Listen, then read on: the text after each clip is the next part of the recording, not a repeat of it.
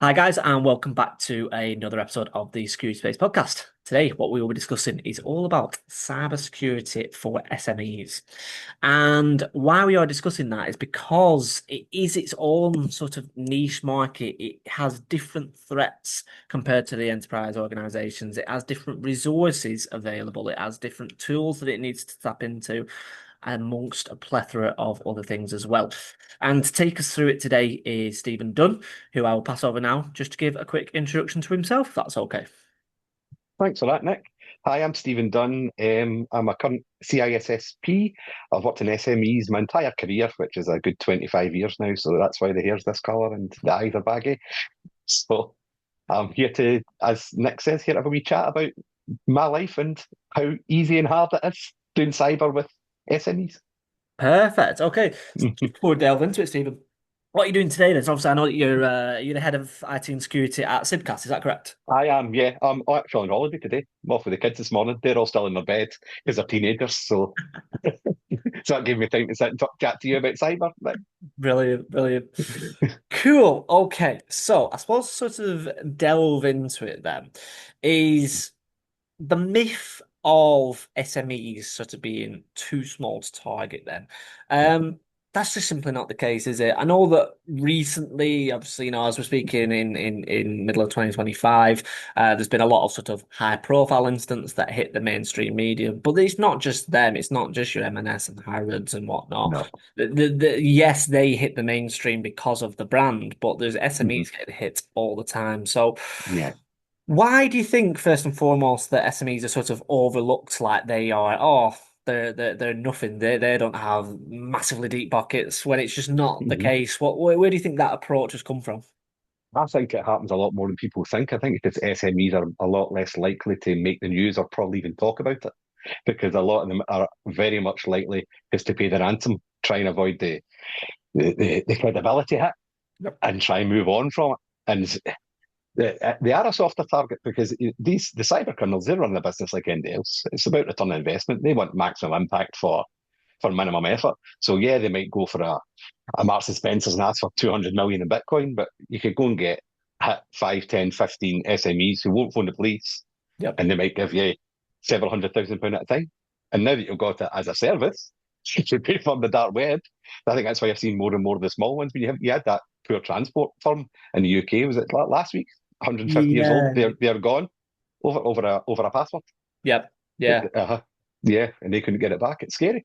And that's it. It's like I think what whether they're like a 157-year-old company, and I think like Yeah, what you said right at the start there about SMEs are more likely just to pay it because they are closer to the red line, and yeah. that's just the simple reality of the fact that like we cannot go under, because Hmm. we haven't got a lot of. When we're talking, obviously, we're still talking hundreds of thousands, if not millions, Oh, yeah, it's not a small SMEs amount of money. can still do, Yeah, but.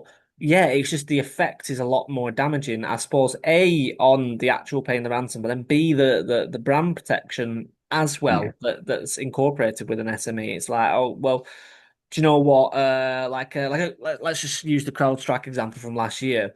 Hmm. CrowdStrike, even though it was absolutely sort of like global, their brand is still sort of it's not going to take it took a damage at the time, but it'll Yeah, bounce back because of all yeah, the good work that they've done and because of how big the brand is, and it yeah. will bounce back. And Co-op they can will PR bounce. that. They can say, look what we've done. Look, tell Yep, everybody, oh, we're great again now. We've learned from it. But SMEs don't have big PR firms. they don't, and No. if it hits the news, it's probably bad news, and then you won't hear the good side. Hence why the co-op CEO, obviously, was it last week or the week before, rightfully went on BBC News and just issued a public apology and said, like, look, we Yeah, apologize, this is what happened. And that's exactly the right way to do about it. yeah. But the SMEs just don't have that platform No. to do it, do they?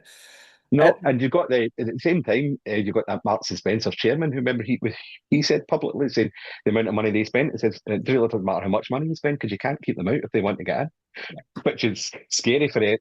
I know what my budget is, and that's why this criminals target it because it's about budget and it's not just about that. When SME they target core business, that's fine. So that it's a lot easier to there's a lot.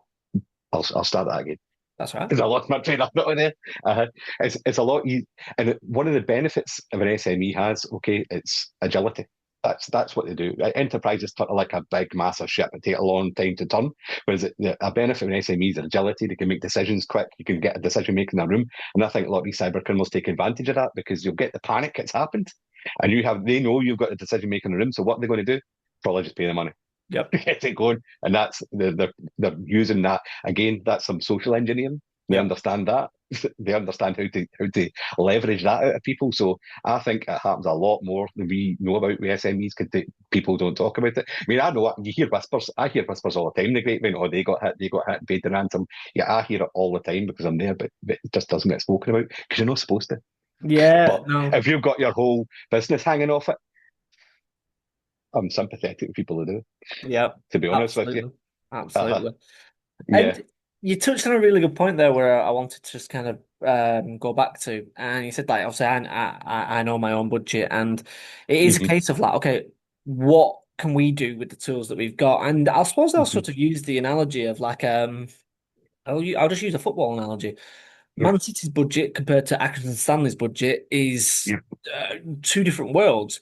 They both play the same sport. They are Yeah. both in the same pyramid. They Hmm. both play for 90 minutes and they both field 11 men. But they Yeah. both have completely different infrastructures around them. And Yeah. it's all about like, cool, like we're both a professional team, but we just operate on different standards.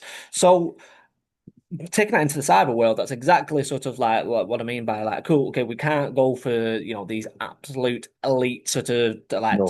like I can't get all the different tips of your recorded future Intel 471, your flashpoints. I can't have them all. Maybe I can have a slice of one and that's just Yeah. relevant to what my business needs. How do you sort of plan it when you get your budget in April or whenever it is? Like how do you go about planning the year ahead? You have to. This is where, when you work in an SME, you can't just be an IT person. I think sometimes I maybe been doing this service to some. Well, I know some of my corporate colleagues who I just do IT. I've got to be a business partner. I've got to show that I'm thinking about the business. So what I do is I come in, right. What does the business do? What's our crown jewels? What needs to be protected at all costs? That's where you start at. You start there. That needs to be protected. Then you can trickle it down from that, and that's how you would deploy your budget. Now, the football analogy is a good one because you're right, they're completely different. But I find with SMEs as well, see how fast the landscape's changing, cyber threats are changing. You're constantly having to go and ask for additional budget Yep. for you need a like I might need a new IAM protection suite or various bits and bobs. Now with the football thing, they will have their. If you're a manager at Accrington Stanley and you're Pep Guardiola, you know what your transfer budget is now, and that's ring fenced off. Whereas if I'm going for ad hoc budget, and in every SME I've been in, you're then competing with core business for that money as Yeah. well. So there's a whole. So you're going to the MD and you're saying, "Oh, I want money for," and what they think is some super duper new IT toy, but I need this new machine that's building me what I actually sell. It's a hard sell, Yep. and that puts another bit of spice onto it. So it's difficult. It's difficult. Yeah. And I do want to keep with the football analogy for a second. Yep. And Well, I, I'm a Celtic fan, so I don't support football. I just watch. That's not football I watch. just with the recruitment side of things, like obviously, like you say, it's your team, and Yeah. it's you can't obviously, and again, I'll stick with sort of like the likes of Brentford, who are a good example, who come from League One up to the Prem, and they've Hmm. recruited wisely for their time, for the let's flip it to the cyber world, for their maturity and their posture at the Yep. time, and then they slowly build. We don't need only, I think they did actually get Ollie Watkins quite early on, but they don't need this superstar that early on. They just need Yeah, someone yeah, that's like a Paul Mullin who will get them out of that league and yeah, kind of yeah. move on. So, like, how do you sort of like what do you look for in your teams in an SME? Do you sort of look for graduates and like okay, but they have to be the right person, or am I doing you a disservice and like no, we don't need graduates essentially, but we can get a blended team. What do you do? I very much I look for the soft skills. I'm a big pusher on soft skills because I could probably teach MD from cold to be a valuable member of my team in about 18 months. Yep. Because the actual doing, if you've got half a brain, I can teach you that. So I look the soft skills I look for a willingness to learn, willingness problem solving, communication. They're the things that are more important to me. And and then because my budget's low, you're going to have to put on different hats. So I wanted to see an aptitude. You've been able to be agile, move quickly between things, spin a couple of plates at once, and that's what you've got to do. And when you find those people, you hold on to them because they're hard to find. Yep. But that's what you've got. It's bang for buck. Everything in SME is about bang for buck, about trying to get as much as you can out of the budget you've got. But I mean, I'm putting me doing it to corporate disservice, and they'll want to do that as well. They want to get as much as they can out of people. It's just, Yeah. I really need to. Yeah. Absolutely. No, no. It's a really good point, that, mate. Yeah. And I suppose I want to go a little bit more specific on, if that is all right with you, on sort of threats that actually come towards Sibcas then, Yeah. and I suppose before we get into it, it'd be good for the audience if you can explain a little bit what Sibcas does, and then sort of the cyber threats that actually Mhm. attack you guys. Yeah. So we manufacture modular buildings. So a big market schools for us. So if a school is now it's too big, and you know what the budget's like nowadays, they don't have the money for doing a proper expansion. So they'll come to us and say we need a few classrooms out in the schoolyards. Now I'm sure we've all been in these when we were younger. Yeah, Now yeah, they're vastly different now because they have to build the same building regs as a normal building, so you actually don't even know yeah, that you're in them now. So we fully manufacture them all ourselves in the UK. We're all over the UK. We even build the chassis. That's what we pride ourselves on, is we completely do everything ourselves. Got our own transport team. So our big threats are the normal ones people have, where you've got your phishing, you've got that's a big one. It's phishing attempts, people sending viruses in. But we're in supply chains for some big companies, so we get a lot of pressure from them for supply chain security, demanding us to have Cyber Essentials Plus, yep, and that. And they're going to. I can see it starting with a couple of our bigger customers that want ISO 27001, which will be a challenge in a company our size getting and maintaining that. But it's coming, and to be honest with you, I've got no problems with that because I can see from their point of view. If I was them, I'd be doing the same yep, because the big companies we work with, it's going to be very hard for a cyber criminal to get in there through them, but a bit easier through us. And yep. that's just the way it is. That's why supply chain attacks are becoming so important because, as we said earlier, SMEs are a softer target. So what are they going to do? They're going to try for the softer target. Yep. And Yeah. you've made a really, really interesting segue there where we can delve into it. And it is the fact of, like, first I just want to say that obviously business email compromise, phishing, I was reading sort of the Magnet DFI, our annual report, about 3-4 months ago now. And still phishing is I Yep. think it's still I think ransomware is the biggest, and then Yep. phishing I think is the second still biggest breach, and Yep. it's not overlooked. And I think No. the reason for it being, and well, it is because of the sophistication of AI attacks, where we will go to Yeah. in a second. But yes, supply chain security, absolutely. I think supply chain security was like fourth or fifth in terms of like the Yeah. ways in which you can breach a company. Yeah. So absolutely, I can sort of see them being sort of two ways in, and phishing and supply chain are absolutely ways into an SME. Absolutely, it is, because you've Hmm. already sort of touched on social engineering attacks as well earlier on, Yeah. Stephen. So Uh-huh. to bring it And round that's just to about go on, mate. it's just about educating users. That's and it's it's not overlooked, but I think it's the most important bit. You can put all your technical stuff in place. You can do you can argue your budget. You can get all your shiny toys. Somebody's still going to click an email.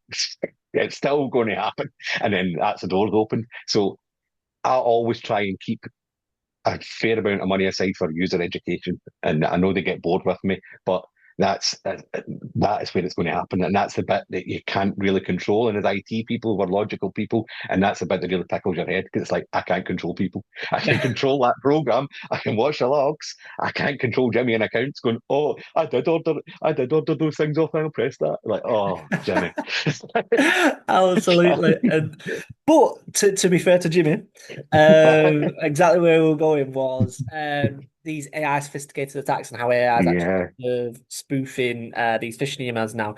Yes, in yesteryear, God, phishing attempts were terrible. They still works, but they were Uh-huh. terrible. The email Yeah. domains would be like ridiculously long. You know, okay, they'd be just be Uh, spelling mistakes and you may as whatnot. well said, I'm a fucking email at the top.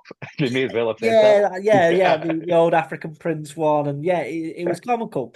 But like, I'll bring you to an example that happened 4 months ago. It was at end of work day. Me and the missus we were just watching Netflix at night, and it was around April time as well. Hmm.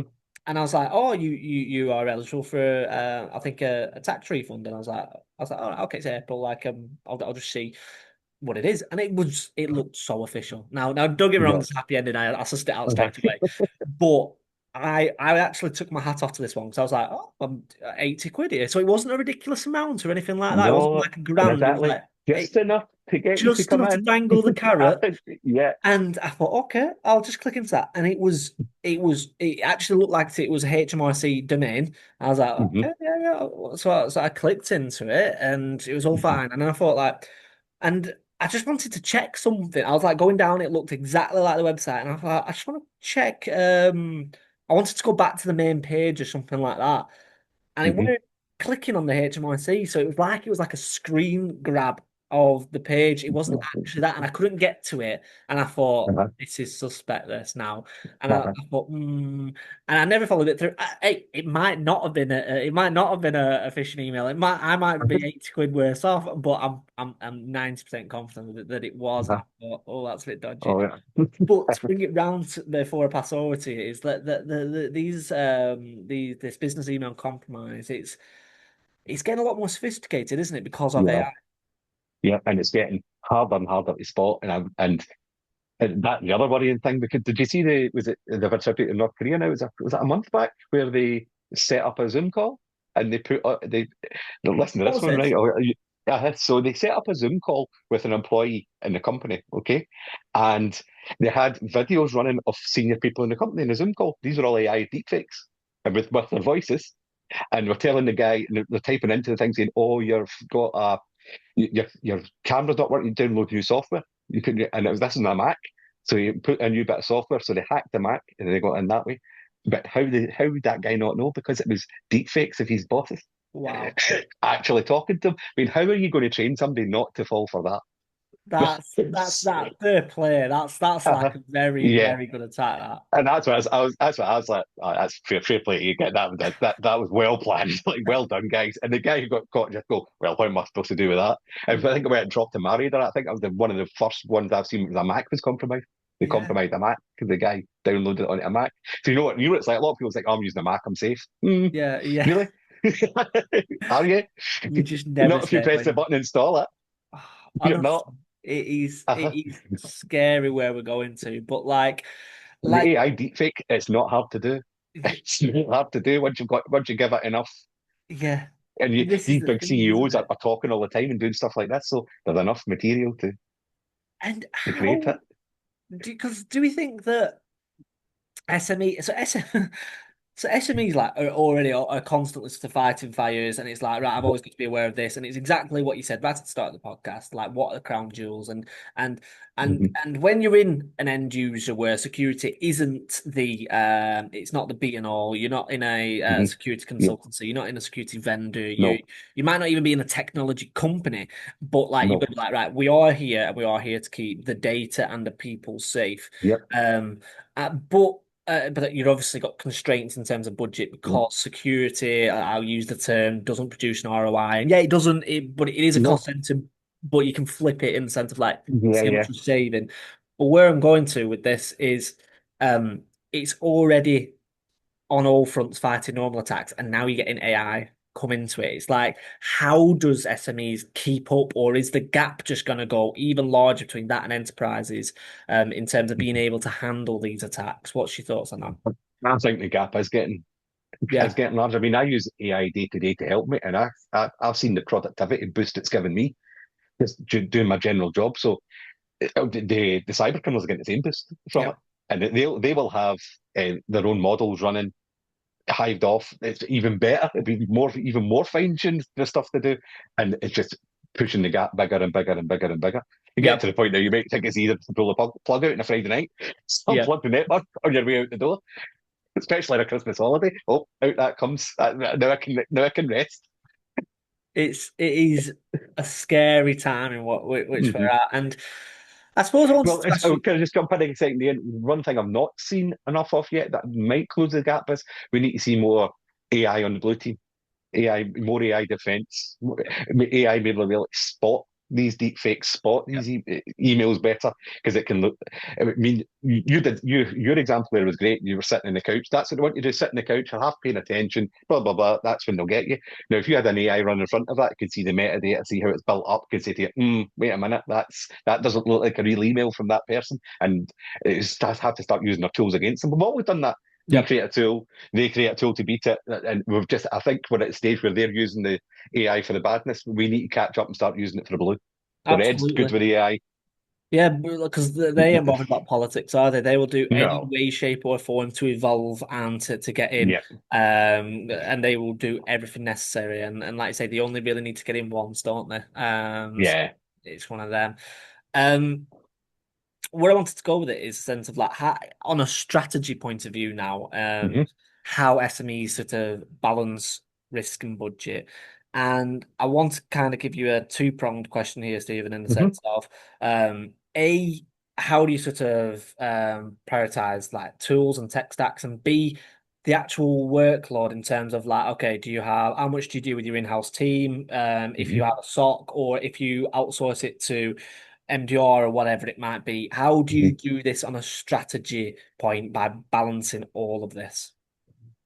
It's like I say, I start with the crown jewels, and that's what I always do. And SMEs, you've got the management SMEs are they're very good at what they do, but they're not very techy. Very rare, unless you're in a techie SME. But that's not. I've been in manufacturing all most of my career, and they guys that they're great at what they do, but computers scare them a bit. Even though it's so, you've got to look at the crown jewels, and with an SME as well, you've got to, as I said before, demonstrate you're a business partner. And these guys in SMEs, they might not know the name risk, but they do risk all the time. They balance risk in their core business. They make decisions what's best, what he thinks best. I'll accept that. I won't. They might not know that's what they're doing, but that's what they do. So I think how you get how you navigate that, you've got to show that you're willing to do the same. You can't just go in and like, oh, you're going to die because you're going to get ransomware.